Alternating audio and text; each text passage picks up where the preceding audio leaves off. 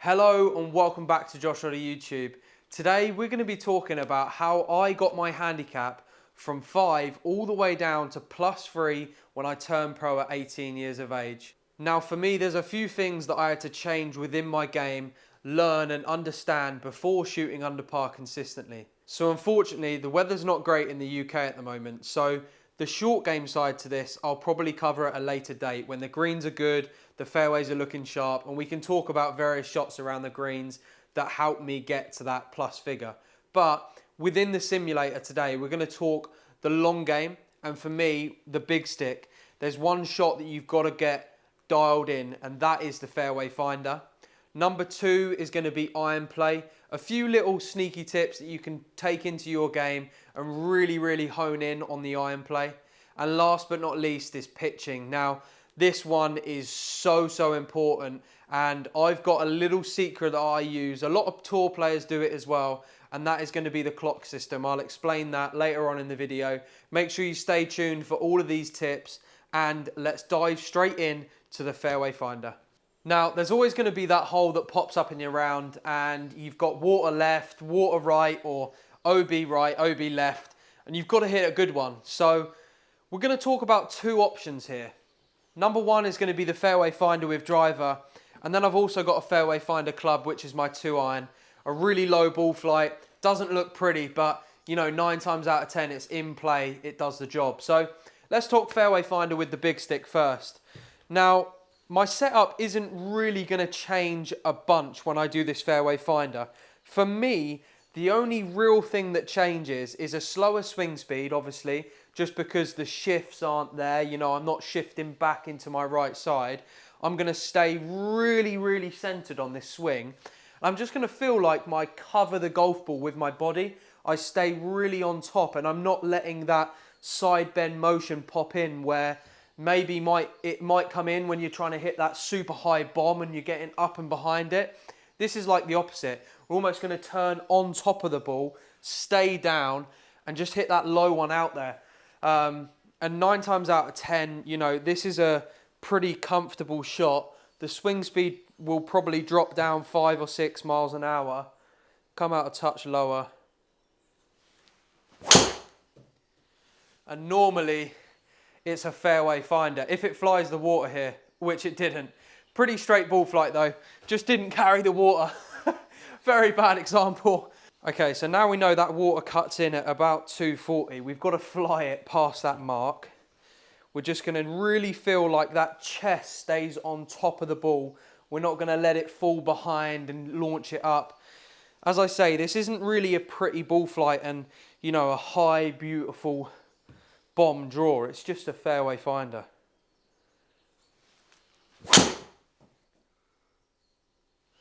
Just leak this one a hair, but as you can see there, that was kind of a leaky one, but we get away with it. It does the job, it's in play, and 9 times out of 10, you know, you will find yourself in play. As I say, this is an extremely hard tee shot. You know, we've literally got probably a 15-yard wide fairway and 25 yards from hazard to hazard. So, you know, this is an extremely hard driver hole. But there we go, we stay on top of it. You know, we cover the ball with that left side. We don't feel like we're side bending, launching it up. It's in play, it does the job. A shot that is just so good for when you're under pressure. You need that Fairway Finder. You know, just cover that ball out, get it nice and low, chasing down the fairway. And sometimes in the summer, you know, when the fairways are bouncing, this one can just run and run. It's just a great shot, a Fairway Finder, and something that you need to have in the locker to be shooting them under par rounds consistently. I'm going to show you another option with the 2-iron. Pretty similar kind of feel, but as I say, the 2-iron is a little bit shorter. My start line is probably going to change here now, just as we actually have a bit more room with the 2-iron down here compared to driver. So that's where I think it comes into play that, you know, if you bring that ball back a little bit, is your miss wider versus right, if I fly at 280, is my miss now wider as well? So works both ways. You've got to find that widest part of the fairway. And a good rule of thumb is I use a decade system. So normally if you don't have 60 yards between hazard and hazard, driver's a no-go. You're not hitting it. So on this hole, driver just probably would not be an option. All of a sudden, if you bring it round that 240 mark, it actually widens up a bunch. You know, now that hazard on the right doesn't really come into play. We've only got that hazard on the left that's really a problem. So now we're just going to start this one up the right. Don't overturn it, and it's just A1. A 2-iron is a great club that, you know, is used for this kind of shot. I use it a lot in links golf as well when you can chase it out there. But for me, I just don't think I'll ever take this out because it's something that I can just put down the fairway, 240, 250. You know, 9 times out of 10, you're not going to be playing par 4s that are over 500 yards. So, you know, 2-iron is just a great club to have in the bag and a great option for these shots. And the more fairways you're finding, the more eliminations of them bad shots, double bogeys you're going to have, and that's going to help you get them under par scores. If you're making bogey at worst, bring in 3-4 birdies around, you're going to be shooting under par. So that's the Fairway Finder covered. Let's move on to some iron play. Okay, so iron play. Now, what makes you a plus figure golfer with your irons? For me, it's having options.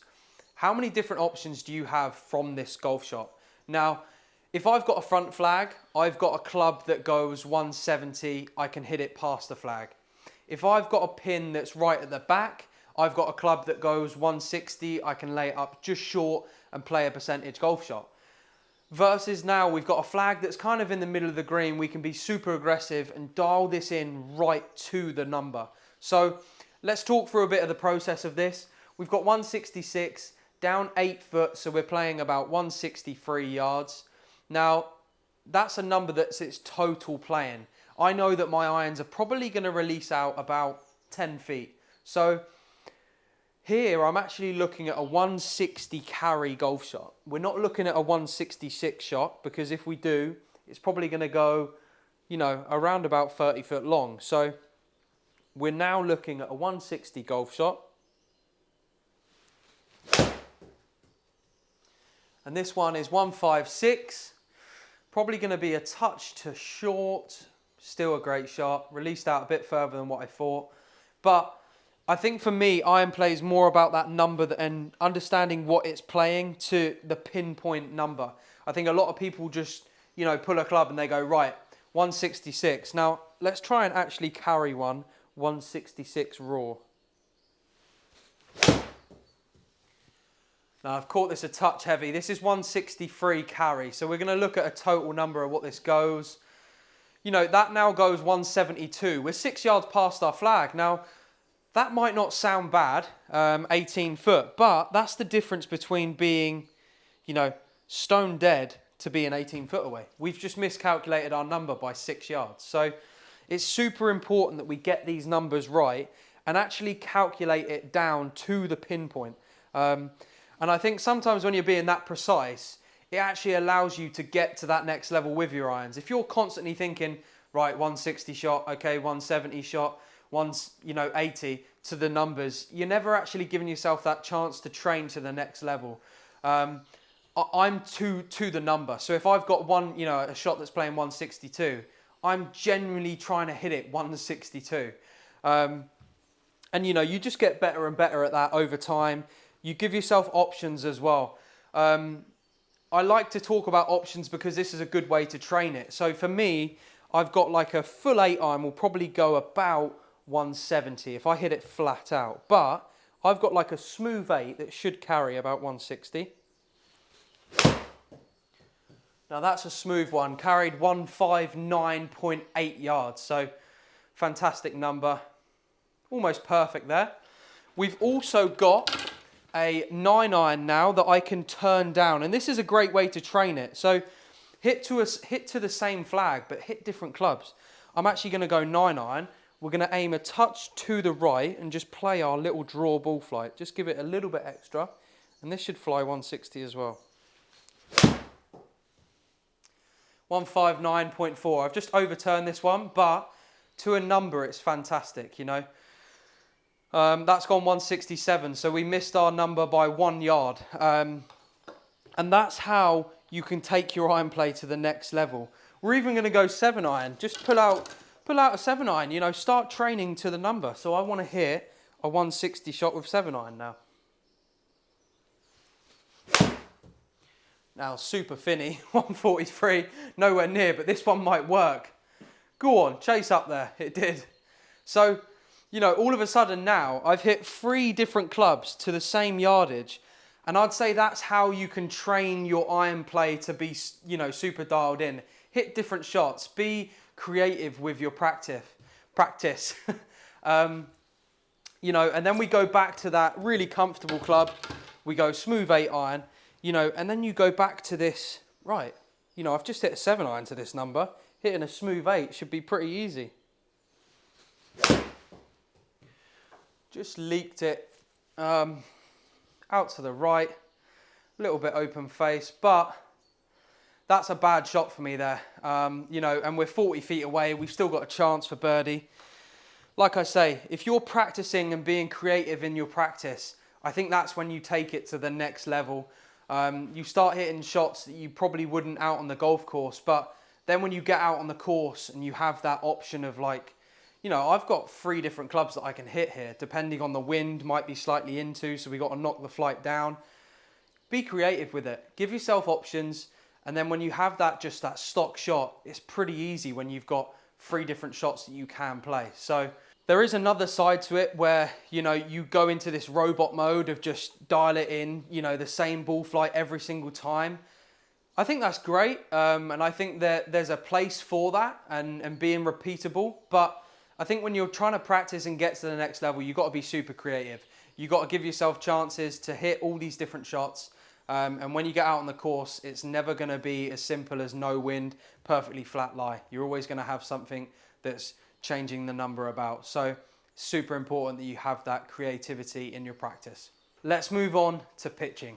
Okay, so pitching, we're going to start off with 60 yards. Now, I start off at this number because when I go to my highest degree wedge, which is my 60 degree, and I swing it at parallel, so my left arm, I see this as a 9 o'clock position here, and then I swing full through. How far does that go?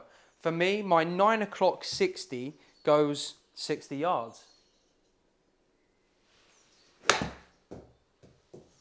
54.2, a touch short, but round about the number. Just a little bit lack of strike there, bottom groovy.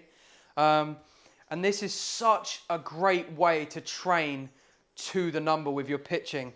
If I want to hit this one a touch longer now, I've got that 9 o'clock swing. I know that 9 o'clock here is 60 yards. So if I want to go 65, I just go a touch more. Okay, 69.1, that one. A little bit pacey, but you get the idea. And I have 3 different positions that I train. So 9 o'clock is the first one. We've then got 10 o'clock. For me, this is like I feel it as right shoulder, so trail shoulder. I get my wrist at the same height as my right shoulder. Really good feeling for me, that one. So right shoulder, 60 degree. Should be right around that 80-yard mark. One bounce, a little bit of too much spin on that one there, but you know, we dial it into the number, and then obviously you've got full swing as well. So I go through this process with each individual wedge and we get a number. Some of them might overlap, but the same as the iron play, you start to get numbers that are the same, but 2 different flights. So I've got a 9 o'clock 56 degree, which goes 75 yards, but it's a touch lower ball flight. So this kind of interlinks with the 80 yarder. I might have a front flag that I want to spin it back to so I can go hard 60, fly it to that 80 number. Or we've got a back flag. We don't want to be super aggressive with it. We want to tuck it in a little bit lower. We'll go 56. chuck it in a little bit lower, one skid, up you go, and there we go, a little bit less spin.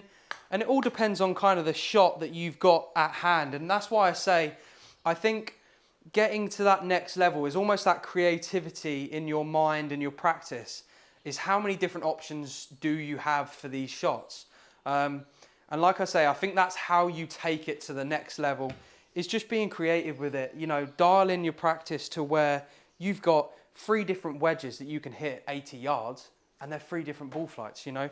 That is how you get good with your wedges.